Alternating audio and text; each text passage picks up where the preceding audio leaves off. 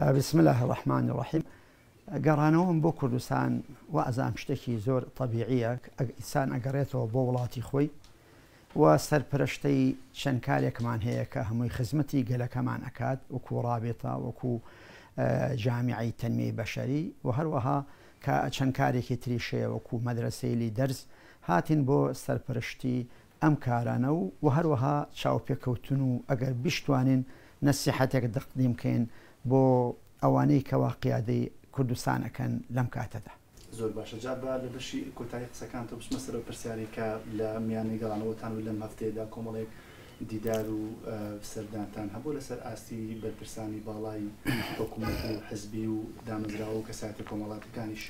ئەکرێ بزانین ئامانجی ئەم سەردانانە چی بووە، چه مەسیج و پامەکتان گەیاندووە لە ئەسنایی ئەو کۆبوونەوانە؟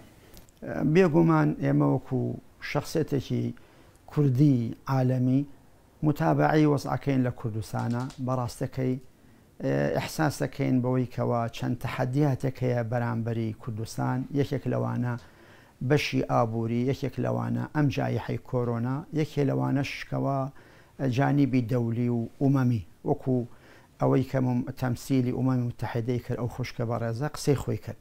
بنا لەسەر ئەوە ئێمەش پێمان خۆش بوو کەوا ڕێی خۆمان و مەشورەتی خۆمان تەقدیم بکەین بە قیادەی کورد بۆ بە قیادەی عێراق بۆ بەڕێز جەنابی کاک دکتۆر بەرهەم سەرۆکی کۆماری عێراق و هەروەها بۆ بەڕێز کاک مەسعود و بۆ بەڕێز کاک مەسرور و هەروەها بۆ بەڕێز کاک قوباد و هەروەها بۆ کاک لاهور. ئەمانە لەگەڵیانە گوفت و گۆمان کرد کە پێویستە گەلی کورد ئەگەر بێوێ لە هەموو ئەم قەیرانانە نەجاتی هەبێت ئەبێت پێویستە کات یەک بن، ئەگەر یەکیش نەبن متعاون بن، تەعاونێکی زۆر زۆر باشان هەبێت لەگەڵ یەکە و مەشورەت بە یەکتری بکەن بۆ ئەوەی بگەنە نەتیجەیەک بۆ خزمەتی گەلەکە. ئێمە بەڕاستی ئەحساس دەکەین بەمەی مەخاتیرێکی زۆر هەیە بەرامبەری کوردستان، پێویستە هەمومان بەگشتی یەک دەنگ بین و ینی بەیەکەوە کار بکەین بۆ خزمەتی گەلی کورد. گەلی کورد لەم مەرحەلەیەدا پێویستی بە خزمەتێکی زۆر هەیە،